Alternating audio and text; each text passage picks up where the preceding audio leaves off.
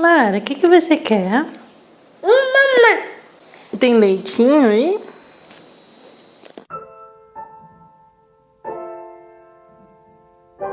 Oi gente, tudo bom? Eu tenho dois motivos para gravar esse vídeo hoje. Eu queria falar um pouquinho de amamentação prolongada e de desmame noturno, desmame gradual e desmame total. Tô nessa fase agora.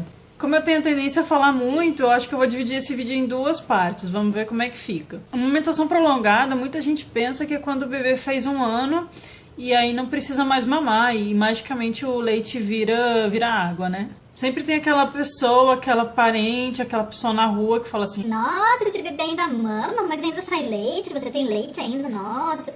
E na verdade a recomendação da Organização Mundial de Saúde é que, se possível, as mães continuem a amamentar até 2 anos, pelo menos. Então, na verdade, a amamentação ela não é prolongada depois que o bebê fez 1 ano, ela é prolongada depois que o bebê faz 2 anos. Até 2 anos, o leite materno ainda supre boa parte das necessidades de vitaminas, proteínas e minerais. É uma bobagem querer tirar o leite materno para dar um composto lácteo, um leite em pó de alguma marca específica. Então o que a gente sabe é o seguinte: até 1 ano de vida, o leite materno é o principal nutriente do bebê. A comida, que ele começa lá pelos 6 meses, é um complemento. Depois do 1º ano de vida, o leite materno passa a ser complemento, mas é um complemento muito potente. Ele tem muita coisa boa e não tem o menor sentido querer tirar. Depois de 2 anos, o leite materno não vira água. Se a mulher ainda quer amamentar, se ela ainda produz leite e o bebê ainda tem interesse de mamar, você pode continuar, que é a chamada amamentação prolongada. Em comparação com outros mamíferos, estima-se que o bebê humano, né, na verdade a criança, ela pode mamar até os 3, 4, 5 anos de idade, e isso é perfeitamente normal em termos biológicos. É claro que num país onde a média de amamentação é de 54 dias, uma mãe que amamenta até os 3 anos é bastante coisa. Mas é mais por uma questão social do que por uma questão biológica, esse estranhamento das pessoas. Algumas mulheres são hostilizadas na rua ou recebem olhares tortos, assim, quando elas vão amamentar uma criança grande. Eu tento ignorar isso. Se já me deram olhares, eu ignorei completamente porque eu não tô nem aí. Mas eu não vou negar que agora que minha filha já tem 2 anos e ela é bem alta para a idade, me causa um certo desconforto amamentar na rua, porque as pessoas realmente olham muito. Enfim, não tem nada de errado em você continuar amamentando um bebê, pelo contrário. Mas a amamentação é uma relação muito delicada e é uma relação que diz somente respeito à mãe e ao bebê. Então, ninguém além da mãe do bebê tem que decidir a hora de parar. Ninguém pode te dizer a hora certa de parar, senão você mesma.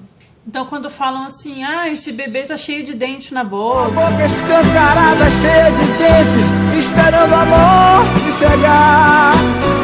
Ou ai, que criança grande mamando, que bobagem.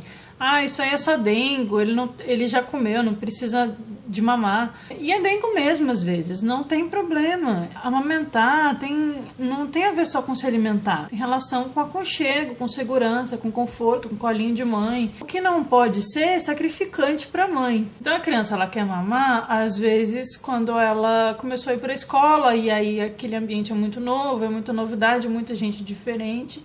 E aí quando a mãe vai buscar na escola, ela quer mamar, porque é aquilo que traz segurança para ela, não é porque ela não almoçou direito ou alguma coisa assim. Então a amamentação prolongada após os 2 anos traz benefícios para o bebê e para a mãe? Traz. Mas a gente tem que pensar também em sim, como tá isso para a mãe. Uma coisa que eu aprendi com a minha amiga Flávia Penido é que depois do 1º ano a gente pode parar um pouco com aquela história da livre demanda. Porque a gente se dedica muito ao bebê assim que ele nasce, e o bebê até os 6 meses, ele precisa mesmo da livre demanda. Você vai amamentar quando ele pedir. Não tem regra de hora, não tem tempo de mamada, duração de mamada. Você vai criar o seu próprio ritmo junto com o seu bebê, vendo como é a necessidade dele. Mas o bebê que já passou pela introdução alimentar, já fez 1 ano, já está comendo bem, ele não precisa mais daquele leite em livre demanda. E a mãe pode começar a colocar alguns limites nessa amamentação, estabelecer algumas rotinas de horários, né? Definir quando que ela vai amamentar e quando ela não vai, né? Se ela vai amamentar antes de dormir, quando o bebê acorda, depois do almoço. E tudo bem você regular. Demorou para cair essa ficha para mim. Eu acabei amamentando em livre demanda até 1 ano e meio, mais ou menos, que coincidiu com quando ela entrou na escola. Então, com a rotina da escola, eu consegui começar a estabelecer uma rotina de mamadas. Só que o bebê está muito acostumado a ser sempre atendido e a sempre buscar o peito. E aí, quando a gente começa a organizar essa demanda de amamentação e colocar, assim, o nosso não nessa relação, no início o bebê não vai gostar. Mas aos poucos o bebê vai compreendendo que existe hora que a mãe não vai dar o peito e que existe hora que ele pode ter. E ele se acostuma com esse ritmo. Desde que isso seja feito de uma forma respeitosa, e aqui eu não estou ditando regra para ninguém, mas eu acho que a gente tem que ter consideração pelos sentimentos, né, e pelas necessidades dos nossos filhos, que não é simplesmente tirar e pronto. Então, levando isso de uma forma respeitosa, acolhendo a frustração dele, a gente vai conseguindo estabelecer uma relação mais saudável com a amamentação. Então, a minha filha, ela está com 2 anos e 3 meses atualmente, e eu continuo amamentando, mas a amamentação hoje está muito mais leve para mim do que estava alguns poucos meses atrás ou 1 ano atrás. Eu quero contar como eu passei por tudo isso, minhas tentativas de desmame noturno, desmame diurno, como foi regular essa amamentação. Vou contar um pouquinho da minha experiência no próximo vídeo. Minha experiência não é uma regra para ninguém, só que quando... A forma como eu fiz não é a forma correta. Não tô querendo dizer que tem que ser desse jeito. Vocês vão encontrar cada uma o seu jeito de lidar com a amamentação e com o seu bebê. Eu só quero contar como foi pra mim essa parte do desmame noturno, desse desmame natural que eu tô tentando conduzir, porque eu sei que é um assunto que interessa pra muitas mães. É um assunto que quando eu comecei a pensar nele, eu fui atrás de blogs, de ler relatos, de perguntar para as amigas. E eu vejo que a experiência é muito diferente para todas, mas sempre tem alguns pontos em comum. Então eu vou compartilhar aqui como foi para mim e para Lara, e como tá sendo na verdade, porque ela ainda mama. Aconteceu muita coisa nesse inteirinho. Enfim, eu vou tentar passar algumas dicas do que deu certo, mas também contar o que não deu certo. Porque a gente se frustra bastante nesse processo e pode ser muito cansativo. Então, no próximo vídeo, eu vou falar um pouquinho dessa parte do desmame. Ninguém está no mamar. Que delícia de mamar!